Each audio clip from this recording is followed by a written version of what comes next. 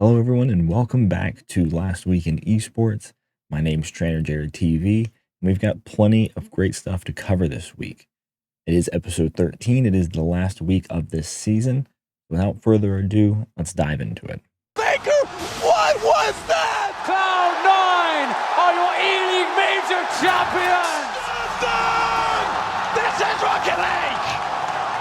And of course, we have to start off today talking about our new Valorant world champions, and that is Evil Geniuses, with a resounding victory on Saturday. EG did drop a series to Paper Rex in the upper bracket finals, went down to lowers, took care of business against Loud, made it to the grand finals, and then won 3-1 versus Paper Rex. And that is an unbelievable feat for the North American 3 seed, who performed incredibly well. Demon 1 is truly a demon. Calm, Ustio, Ethan, Jogamo, absolute animals, and thank goodness someone's bringing a trophy back to America, because we need one. VCT was amazing. If you didn't have a chance to see it, their opening ceremony was unbelievable. Personally, I thought the music was kind of but the stage was unreal. I mean, this event is truly showcasing how far Riot Games is ahead of everyone else when it comes to esports. But really big shout out to EG. Let's also talk about Paper Rex real quick. They did so well with their, off-meta playstyle, off-meta picks, and really just having a different team environment, and love it. Really sad they got second place. Jings is now going to be doing his mandatory military service, so this was his last chance, at least for the time being. Really big shout out to Paper Rex as well. Came out of nowhere, really launched onto the scene and have done amazing. Speaking of North America and trophies, shout out to Version1, making North America proud and bringing home a well-deserved tournament victory. So this week we had Gamers 8, their Rocket League version, and this was the last event of Gamers 8 this year, and it was definitely a spectacle. Version1 with an unbelievable performance, I don't think anticipated by truly anyone. Made a fantastic run, ended up winning 4-1 against Rule 1 in the grand finals, but there's plenty to touch on here first. Vitality finally take their first tournament loss since signing Zen. They go out early on the 5th through 8th spot. They got swept by Rule 1. Now, to be fair, for people who didn't know, Gamers 8 for Rocket League is a different format than typical. So there is 1s and 2s gameplay, as well as 3s, but RLCS has played strictly 3s. The 1s and 2s really highlight some of the individual talent that some of these players have, and some dynamic duos that these teams have. So Vitality gets swept by Rule 1 and went out in 5th through 8th, which is an unbelievable feat for Rule 1. They ended up making it to the finals, though, and dropping 4-1 to Version1. But let's be honest, that is an amazing finish for Rule 1. The MENA teams both had great success. Falcons made it into top 4. Rule 1 made it to top 2. You got to give it to them. That region definitely needs 2 spots in majors. But speaking about V1, we do have to highlight the main man Beast Mode, who played unbelievably this weekend. We have to give him a ton of credit. They have Daniel on V1, and Daniel's one of the premier 1v1 players, and he always has been. He didn't perform too well, so he relinquished those reins to Beast Mode, and Beast Mode went on to play incredible ones, taking games off some of the best 1v1 players in the world. Massive dub for Beast Mode. I mean, I think he helped put V1 even more on the map with this. Also, I can't not talk about Rocket League and not mention that FaZe situation again, where FaZe had to play with their coach because one of their players was sick, and they were not allowed a substitute. Their coach, Chrome, played honestly way better than I think anyone anticipated. So they did win one series. FaZe did not make it to the playoffs. That's to be expected with a coach instead of a professional player. But shout out to Chrome. Man, put in the work, put in the hours, and I think outperformed everyone's expectations. To League of Legends, where world slots are actually finally filling up. We have, I believe, 16 of the 22 teams finalized. I'll drop an image here so that everyone can look and see. But we had some great games this week. I will take my minute to complain about the LEC's format. It is utterly awful. I think their viewership has plummeted because of it. They have only played like 4 games. There's like 4 games left, 5 games left, but still 2 weeks of their regional finals going on. Don't know what's going on in Europe. Don't really care because every other region is looking unbelievable. The LCK regional finals happened. We had D+ make it through. They're going to be at Worlds. So Deft, Showmaker, and Canyon are going to be back, and I think it's going to be a problem for a lot of countries, at least.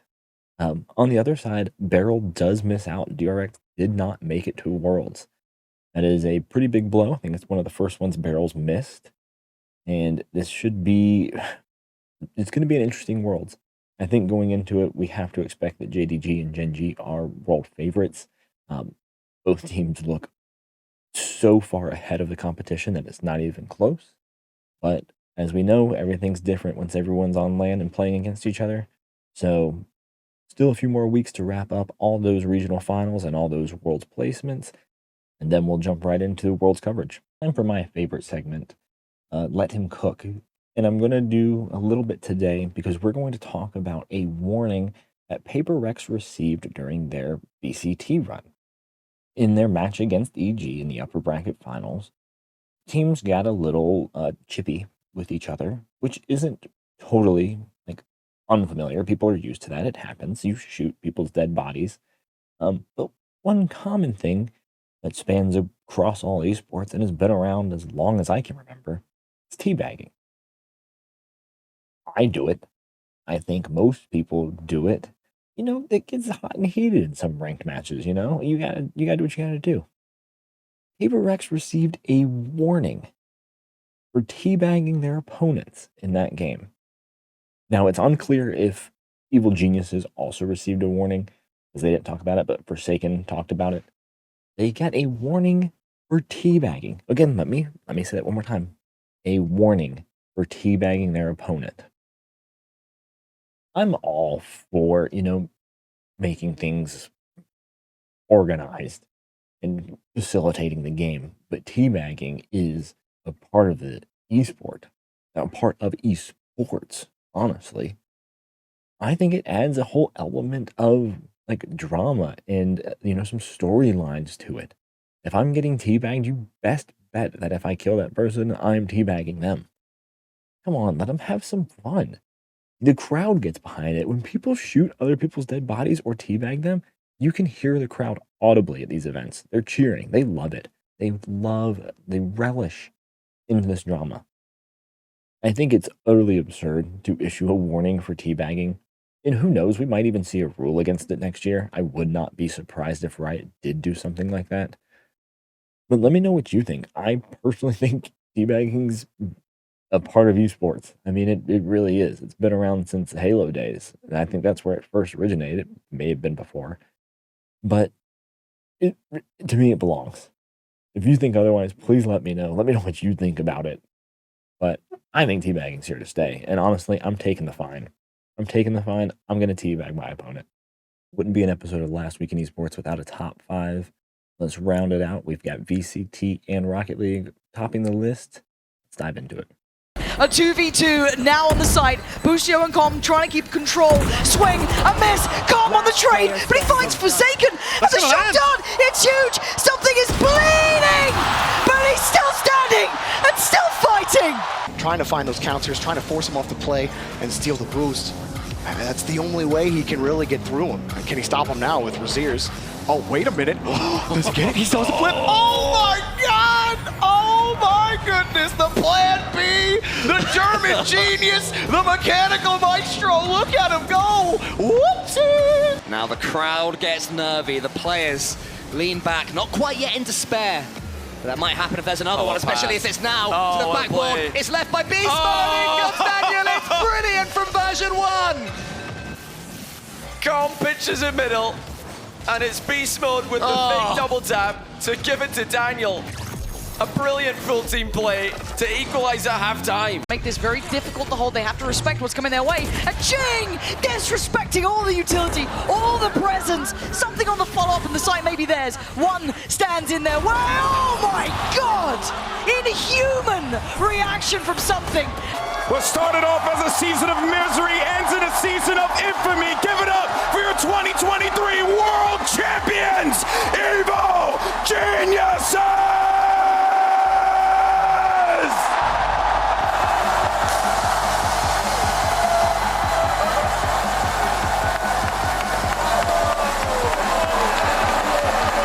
It is that time of the year. Some of our esports are going to be wrapping up. VCT obviously just finished. The last big Rocket League event just finished. We'll be covering a lot of the off-season stuff in the meantime. But we have League of Legends, obviously still has to come. ALGS is coming up. There's plenty more. So thanks for watching. Thanks for tuning in. And GG.